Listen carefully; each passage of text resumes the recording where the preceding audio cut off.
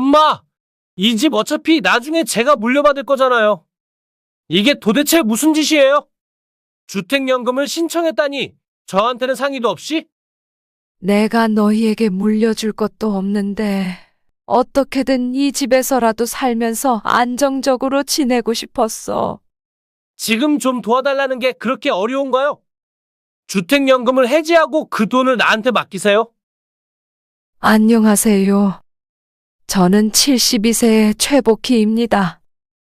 오늘은 전문가 말만 듣고 주택연금을 덜컥 가입하고 후회하게 된 제 이야기를 해보려고 합니다. 어린 시절 최복희는 강원도의 작은 시골 마을에서 태어났습니다.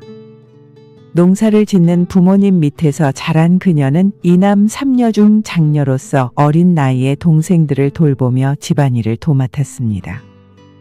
학교를 다니지 못하고 매일 아침부터 밤늦게까지 밭에서 일을 해야 했습니다.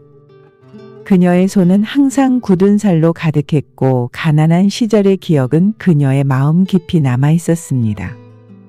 어려운 시절을 지나고 최복희는 섬유 공장에서 일하며 김영복을 만났습니다. 섬유 공장은 항상 바쁘고 시끌벅적한 곳이었지만 그곳에서 그녀는 마음의 안정을 찾았습니다.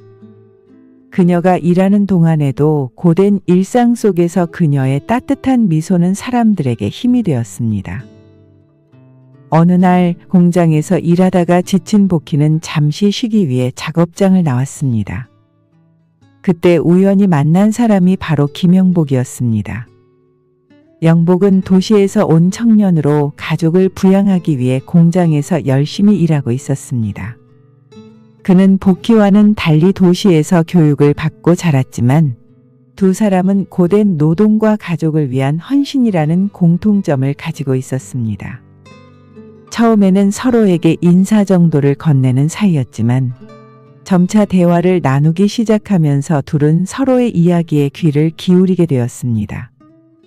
복희는 영복의 성실하고 따뜻한 성격에 끌렸고 영복 역시 복희의 성실함과 책임감에 감동했습니다. 두 사람은 점심시간마다 함께 식사를 하며 점점 더 가까워졌습니다. 어느 추운 겨울날 복희는 일을 마치고 공장 밖에서 기다리고 있는 영복을 보았습니다. 그는 그녀를 위해 따뜻한 음료를 준비해 놓고 있었습니다. 그날 이후로 둘은 자연스럽게 더 많은 시간을 함께 보내게 되었습니다. 영복은 복희의 가족 이야기를 들으며 그녀의 강인한 정신력을 존경하게 되었고 복희는 영복의 자상함에 마음을 열었습니다. 결국 영복은 복희에게 결혼을 제안했습니다. 그는 그녀에게 말했습니다. 복희야, 내가 나와 함께 해준다면 우리는 어떤 어려움도 함께 이겨낼 수 있을 거야.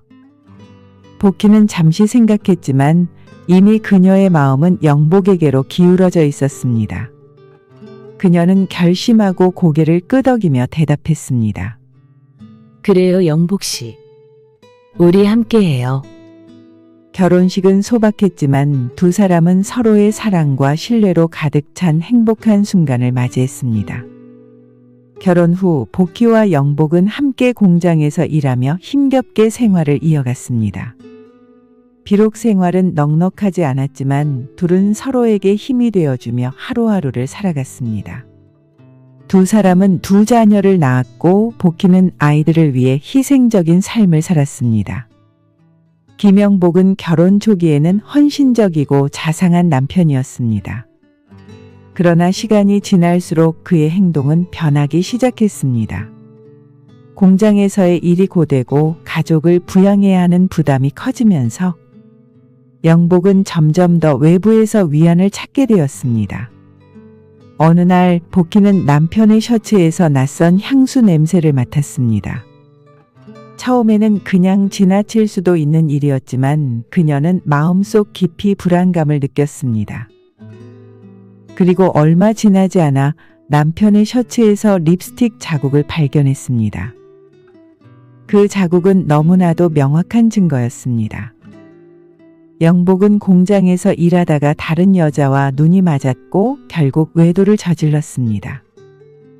여보, 이게 뭐야?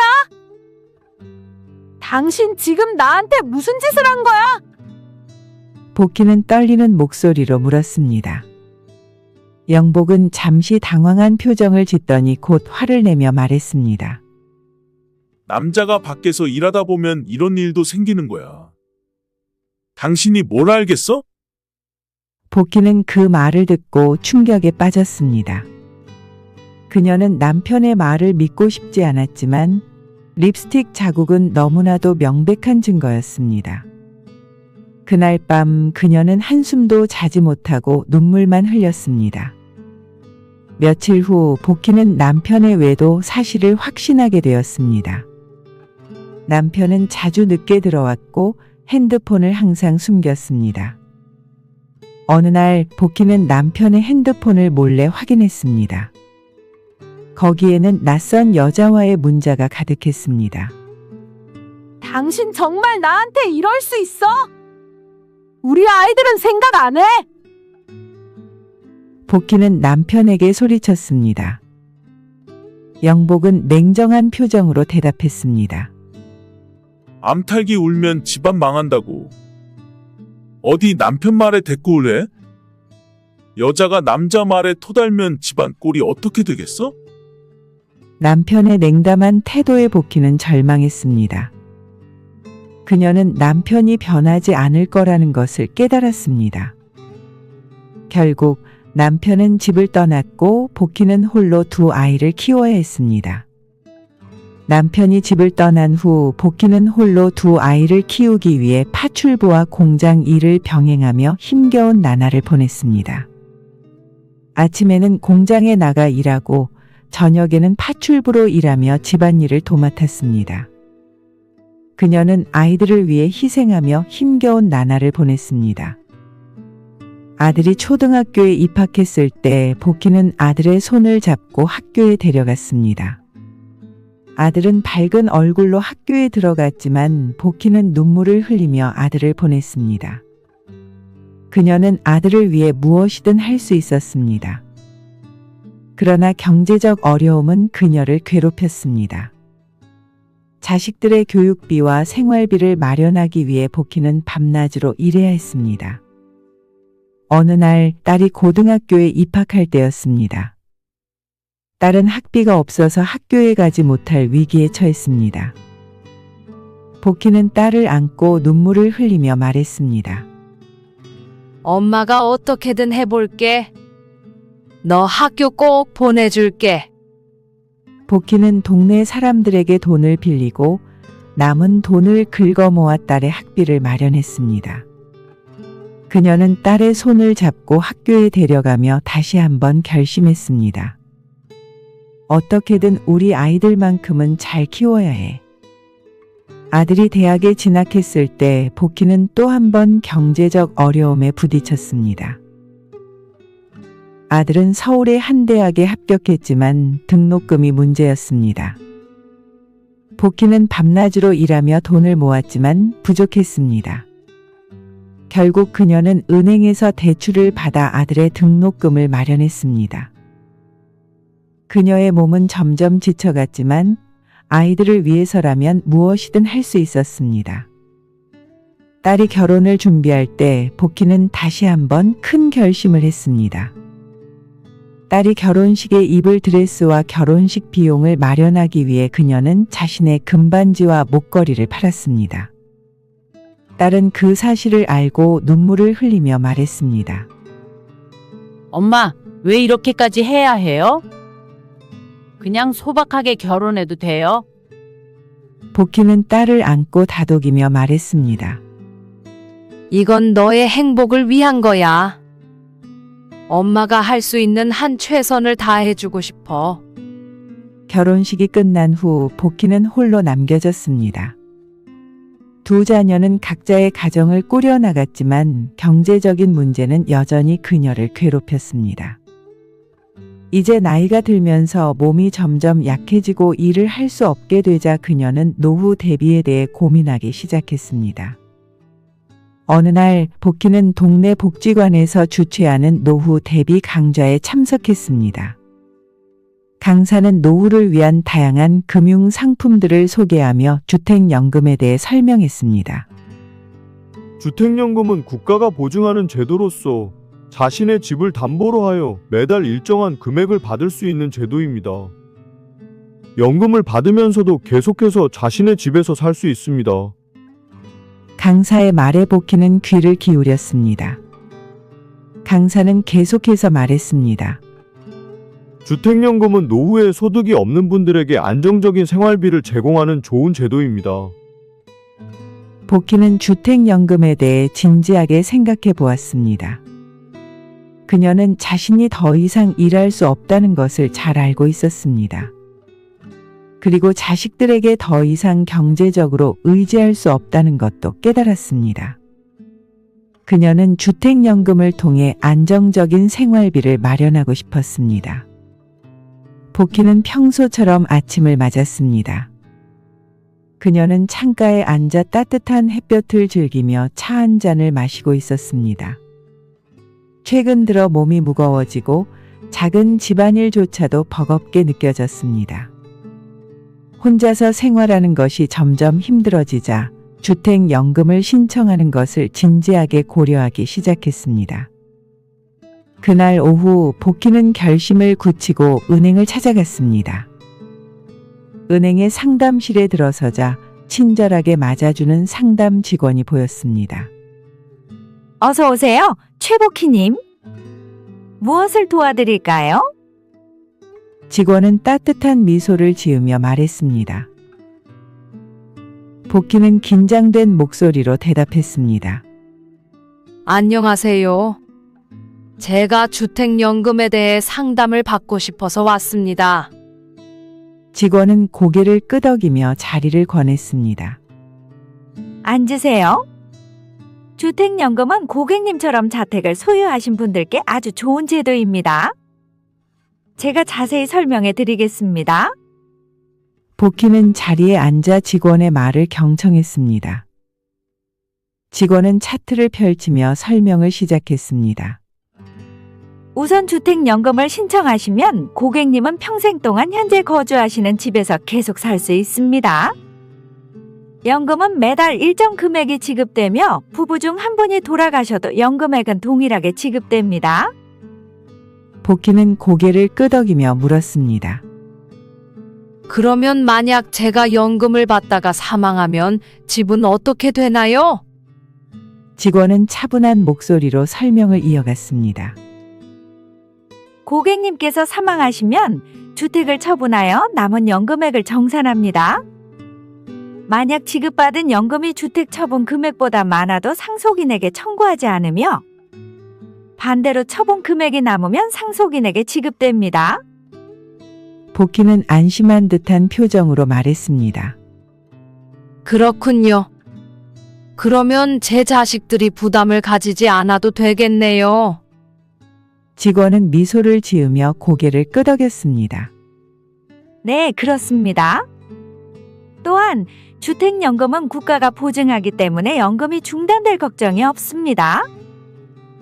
합리적인 상속 제도가 마련되어 있어 안전하게 이용하실 수 있습니다.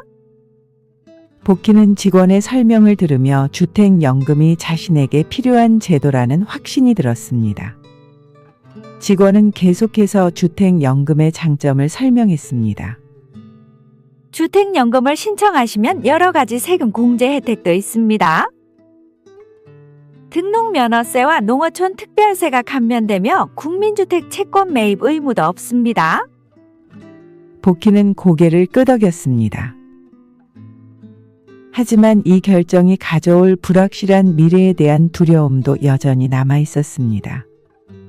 고객님, 주택연금을 신청하시면 매달 일정 금액을 받으실 수 있습니다. 이 금액은 고객님의 집값에 따라 결정됩니다.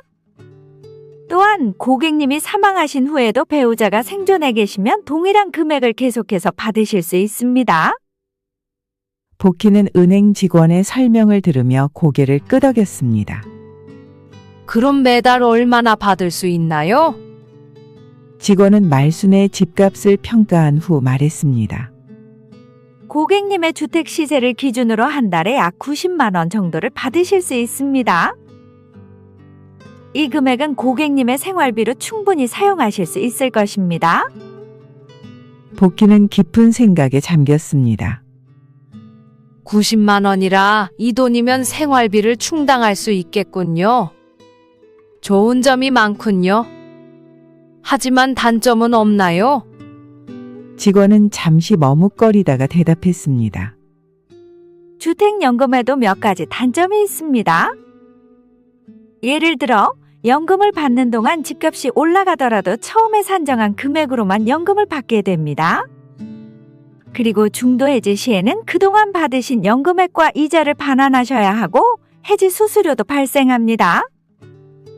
복희는 깊은 한숨을 쉬며 말했습니다. 그렇다면 중도 해지는 정말 신중히 생각해야겠네요. 직원은 고개를 끄덕이며 말했습니다. 네, 맞습니다. 하지만 장점이 훨씬 많으니 걱정하지 않으셔도 됩니다.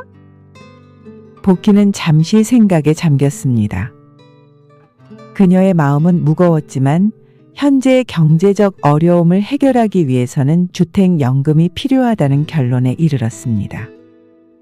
저는 주택연금을 신청하겠어요. 복희는 결심을 굳히고 말했습니다. 직원은 미소를 지으며 말했습니다. 현명한 선택이십니다. 신청서를 작성하시면 필요한 서류와 절차를 안내해 드리겠습니다. 복희는 직원의 안내에 따라 신청서를 작성하고 필요한 서류를 준비했습니다. 모든 절차가 순조롭게 진행되었고 복희는 드디어 주택연금을 신청하게 되었습니다. 이제 매달 연금이 지급될 겁니다. 안정적인 생활을 유지하시길 바랍니다. 직원은 친절하게 말했습니다. 복희는 안도의 한숨을 내쉬며 고개를 끄덕였습니다. 감사합니다. 이제 조금은 안심이 되네요. 은행을 나서며 복희는 한결 가벼운 마음으로 집으로 돌아갔습니다. 그녀는 주택연금을 통해 경제적 안정을 찾을 수 있을 거라는 희망을 품었습니다. 몇 주 후 복희는 주택연금 승인을 받았다는 통보를 받았습니다. 그녀는 이제 매달 90만 원을 받을 수 있게 되었습니다. 주택연금을 받게 된 후 복희는 조금이나마 안심할 수 있었습니다. 그러나 자식들은 그녀의 결정을 받아들이지 않았습니다. 특히 아들은 강하게 반발했습니다. 공무원으로 일하면서도 투자 욕심이 많았던 아들은 투자 실패로 인해 금전적인 어려움을 겪고 있었습니다. 주택연금을 신청한 후 최복희 할머니는 오랜만에 찾아온 경제적 안정감에 잠시나마 안도할 수 있었습니다. 그러나 이내 그 안도감은 깨지고 말았습니다. 자식들은 그녀의 결정을 받아들이지 않았습니다. 특히 아들 철수는 극도로 화가 나 있었습니다. 어느 날 저녁 철수가 집에 찾아왔습니다. 그의 얼굴은 잔뜩 일그러져 있었고 그는 문을 열고 들어오자마자 소리를 질렀습니다. 엄마, 이게 도대체 무슨 짓이에요? 주택연금을 신청했다니 저한테는 상의도 없이? 철수는 격한 감정에 목소리가 떨렸습니다. 복희는 그의 눈을 피하며 조용히 말했습니다. 철수야, 너도 알다시피 나 혼자서는 생활비를 감당하기 힘들었어. 그래서 주택연금을 신청한 거야. 말도 안 돼요, 엄마. 그 돈을 내가 투자하면 훨씬 더 큰 수익을 올릴 수 있는데 왜 이런 무모한 결정을 하셨어요? 철수는 화를 참지 못하고 발을 구르며 소리쳤습니다.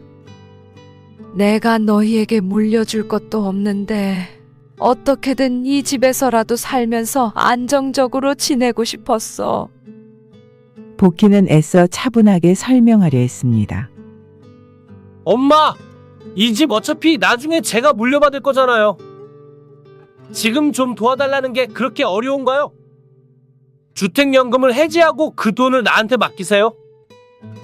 제가 훨씬 더 좋은 투자를 할 수 있어요. 철수는 단호한 어조로 말했습니다. 복희는 한숨을 쉬며 고개를 저었습니다.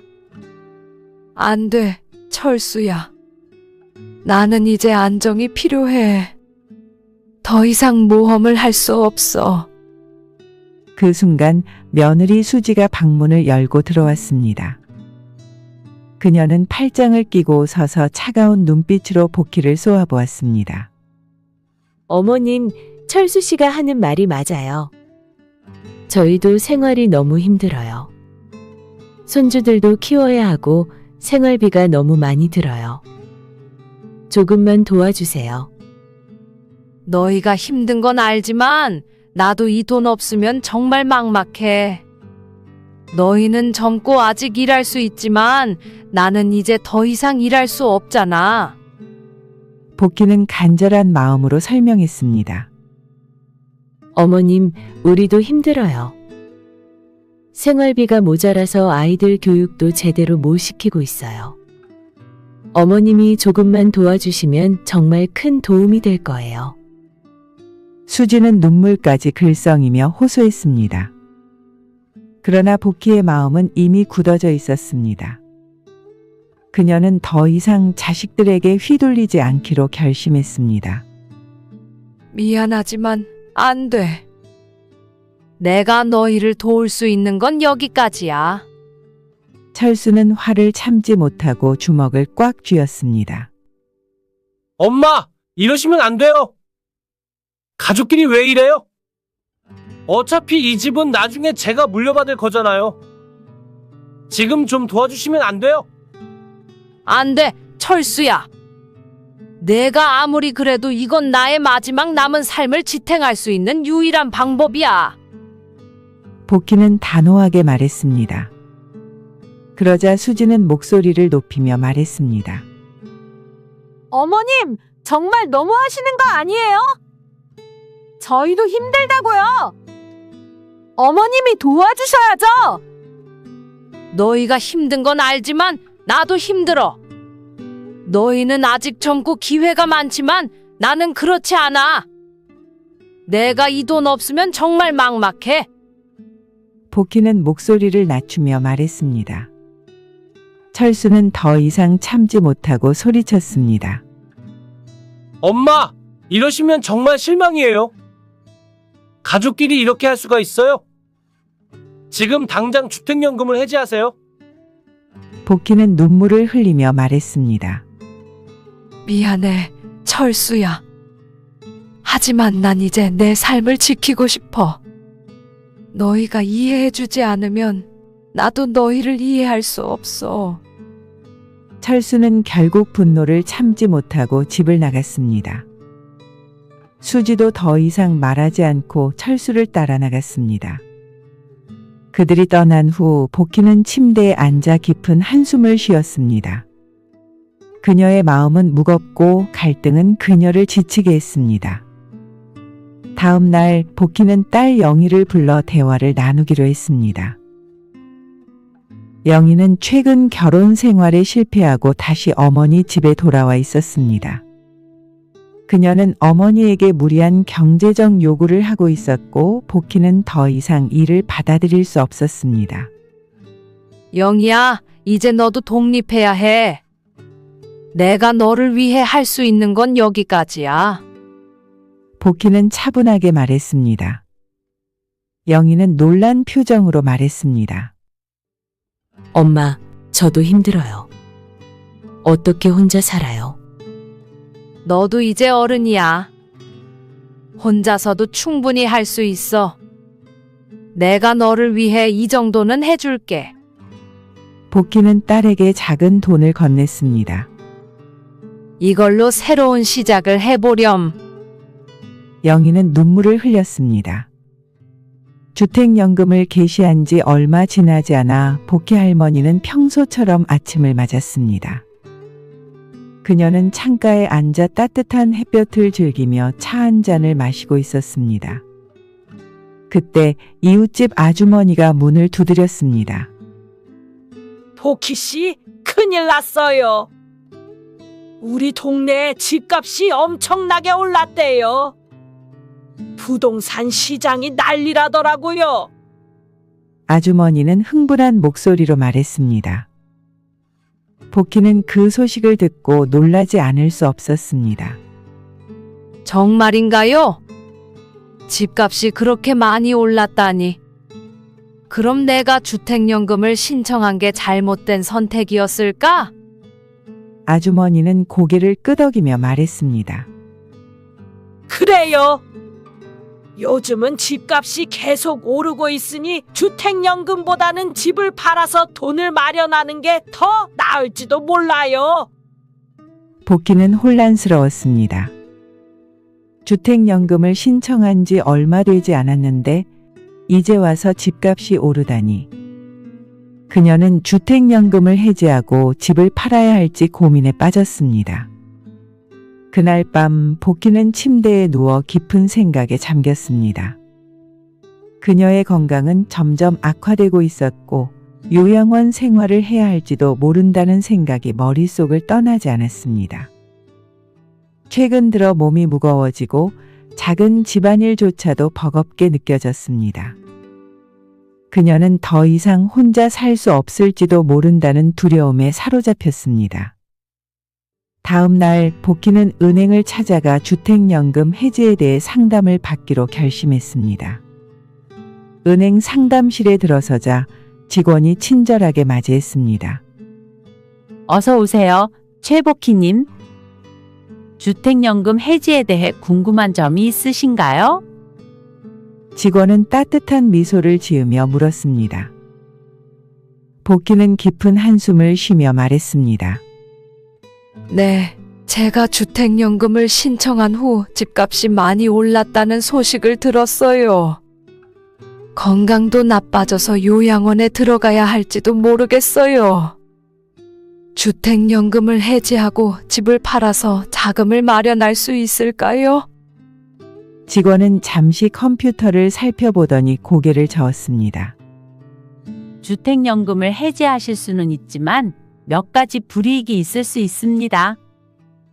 먼저 해지 수수료와 함께 그동안 받으신 연금액과 이자를 모두 반환하셔야 합니다. 그리고 보증료도 돌려받지 못합니다. 복희는 놀라며 말했습니다. 그렇다면 해지하는 게 큰 손해가 되겠네요. 다른 방법은 없나요? 직원은 안타까운 표정으로 말했습니다. 안타깝게도 주택연금은 중도 해지 시 큰 불이익이 발생합니다. 그래서 가입 전에 신중히 고려하셔야 하는데 이미 해지 결정을 하셨다면 다시 한번 생각해 보시는 게 좋을 것 같습니다. 복희는 주택연금 해지에 대한 은행 상담을 받고 집으로 돌아왔습니다. 상담을 마친 후 그녀의 마음은 무겁기만 했습니다. 주택연금의 단점들이 하나 둘씩 머릿속을 떠올리며 그녀를 괴롭혔습니다. 그날 밤 복희는 침대에 누워 깊은 생각에 잠겼습니다. 주택연금을 신청할 때는 이런 불이익들을 자세히 알지 못했습니다. 이제 와서야 그녀는 자신의 결정이 얼마나 신중하지 못했는지 깨닫게 되었습니다. 복희는 자신이 주택연금을 받는 동안 집값이 오르더라도 연금액은 변하지 않는다는 사실을 알게 되었습니다. 집값이 오른다면 더 나은 선택을 할 수 있었을 텐데 그 기회를 놓친 것 같아 후회스러웠습니다. 내가 왜 그때 주택연금을 신청했을까? 그녀는 자책하며 중얼거렸습니다. 며칠 후 복희는 아들 철수와 대화를 나누기로 했습니다. 철수는 여전히 어머니의 결정에 불만을 품고 있었습니다. 엄마, 집값이 많이 올랐다는 소식 들었죠? 주택연금을 해지하고 집을 팔아서 돈을 마련하는 게 더 나을 것 같아요. 철수는 단호하게 말했습니다. 복희는 고개를 저으며 말했습니다. 철수야, 나도 그 소식 들었어. 하지만 주택연금을 해지하면 큰 손해를 보게 돼. 그동안 받은 연금과 이자를 모두 반환해야 하고 해지 수수료도 물어야 해. 철수는 짜증스러운 표정으로 말했습니다.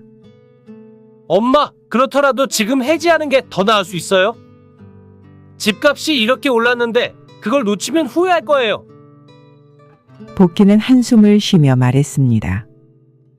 나도 알아, 철수야. 하지만 내 건강도 점점 나빠지고 있어서 요양원에 들어가야 할지도 모르겠어. 지금 이 상황에서 무리한 결정을 하는 건 더 위험할 수 있어. 철수는 화를 참지 못하고 말했습니다. 엄마, 정말 이렇게 고집 부릴 거예요? 우리 가족을 위해서라도 지금 해지하고 집을 팔아서 더 큰 수익을 올려야 해요? 복희는 눈물을 흘리며 말했습니다. 미안해, 철수야. 하지만 난 이제 내 삶을 지키고 싶어. 너희가 이해해주지 않으면 나도 너희를 이해할 수 없어. 철수는 결국 분노를 참지 못하고 집을 나갔습니다. 그가 떠난 후 복희는 침대에 앉아 깊은 한숨을 쉬었습니다. 그녀의 마음은 무겁고 갈등은 그녀를 지치게 했습니다. 복희는 주택연금의 이자가 계속 쌓인다는 점도 마음에 걸렸습니다. 은행이 먼저 이자를 떼고 나머지 금액을 통장에 넣어주지만 이자가 계속 쌓여서 나중에 큰 부담이 될 수 있다는 사실을 깨달았습니다. 또한 주택연금을 가입할 때 주택 가격의 1.5% 초기 보증료를 내야 하고 매월 연보증료도 내야 한다는 점도 그녀를 괴롭혔습니다. 초기 보증료는 해지할 때 돌려받을 수 없기 때문에 큰 금액이 될 수 있었습니다. 그녀는 상담 중에 들은 이야기를 떠올리며 후회스러웠습니다. 해지 시 초기 보증료가 상환되지 않는다는 점은 큰 부담으로 다가왔습니다. 주택연금을 처리할 수 있는 기간은 첫 연금을 받은 날로부터 30일 이내로 제한되어 있다는 점도 알게 되었습니다. 이 모든 것이 그녀에게 큰 부담으로 다가왔습니다. 복희는 자녀 상속분과 상속세 문제도 생각하지 않을 수 없었습니다. 연금 계약을 유지하려면 그녀가 죽은 후 6개월 이내에 자녀가 집의 소유권과 대출 채무를 모두 넘겨받아야 했습니다. 그렇지 않으면 배우자가 연금을 받을 수 없게 되는 복잡한 문제가 생길 수 있다고 했습니다. 그녀는 모든 과정을 통해 주택연금의 단점들을 실감하게 되었습니다. 그녀는 자신이 주택연금을 신청할 때 너무 신중하지 못했던 것에 대해 후회했습니다. 그녀는 자식들과의 갈등 속에서 어떻게 이 상황을 해결할지 고민했습니다. 어느 날 복희는 집에 혼자 앉아 생각에 잠겼습니다. 그녀는 자식들을 위해 평생을 희생했지만 이제는 자식들이 그녀를 힘들게 하고 있었습니다. 그녀는 더 이상 이렇게 살 수 없다는 것을 깨달았습니다. 이렇게 살다가는 정말 미쳐버릴 것 같아. 그녀는 속으로 다짐했습니다. 더 이상 자식들에게 휘둘리지 않겠어. 복희는 결심했습니다. 그녀는 은행에 가서 주택연금을 해지하기로 했습니다. 은행 직원의 도움을 받아 주택연금을 해지하고 그 돈으로 작은 빌라를 구매했습니다. 새로운 집으로 이사하며 그녀는 자식들과의 갈등을 해결하려 노력했습니다. 새로운 집에서의 생활은 평온했습니다. 조용한 동네와 친절한 이웃들 덕분에 그녀는 다시금 마음의 안정을 찾았습니다. 혼자 지내는 시간이 많았지만 그녀는 스스로를 돌보며 새로운 시작을 맞이했습니다. 복희는 새로운 집에서의 생활을 즐기며 자식들과의 갈등에서 벗어나 평온한 시간을 보냈습니다. 그녀는 자식들과 가끔 연락을 주고받았지만 예전처럼 자식들에게 휘둘리지 않았습니다. 그녀는 스스로를 돌보며 새로운 삶을 만들어가기로 결심했습니다. 하루는 오래된 친구가 그녀를 찾아왔습니다. 친구는 복희의 결단력과 용기에 감탄하며 말했습니다. 복희야, 너 정말 대단해. 그런 결단을 내리다니. 복희는 미소를 지으며 말했습니다. 이제야 진정한 내 삶을 찾은 것 같아. 내 인생은 내가 지켜야 해. 친구는 고개를 끄덕이며 동의했습니다. 맞아. 이제 너도 행복해져야지. 그날 밤 복희는 창가에 앉아 밖을 내다보았습니다.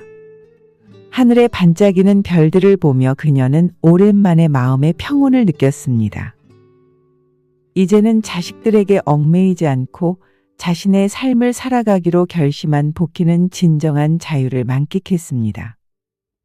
주택연금은 많은 노인들에게 안정적인 생활비를 제공하는 훌륭한 제도입니다.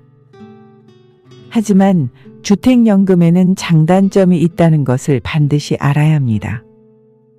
주택연금의 장점은 무엇일까요? 첫째, 주택을 소유한 상태에서 매달 일정한 금액을 받을 수 있습니다. 이로 인해 경제적 안정감을 느낄 수 있습니다. 둘째, 국가가 보증하기 때문에 연금 지급이 중단될 걱정이 없습니다.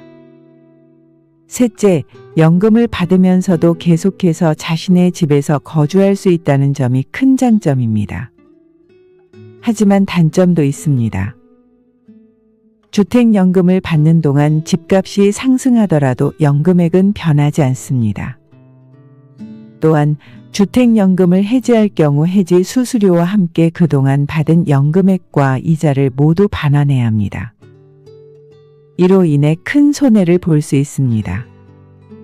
초기 보증료와 매월 납부해야 하는 연보증료도 부담이 될 수 있습니다. 그렇다면 여러분은 노후를 어떻게 대비하고 계신가요? 주택연금은 노후 대비의 한 가지 방법일 뿐입니다. 다른 노후 대비 방법도 신중히 고려해야 합니다. 노후 대비는 매우 중요합니다. 젊었을 때부터 철저히 계획하고 준비하는 것이 필요합니다. 노후를 대비하지 않으면 갑작스러운 경제적 어려움에 대처하기 어렵습니다. 노후를 준비하는 데 있어 가장 중요한 것은 안정적인 소득원을 확보하는 것입니다. 주택연금이든 다른 방법이든 자신에게 맞는 노후 대비 방법을 찾아 미리 준비하는 것이 중요합니다. 여러분은 어떤 노후 대비 방법을 고려하고 계신가요? 지금부터라도 철저히 계획하고 준비하여 행복한 노후를 보내시길 바랍니다. 구독과 좋아요, 알림 설정은 앞으로 영상을 만드는 데 큰 힘이 됩니다. 오늘도 행복한 하루 보내세요.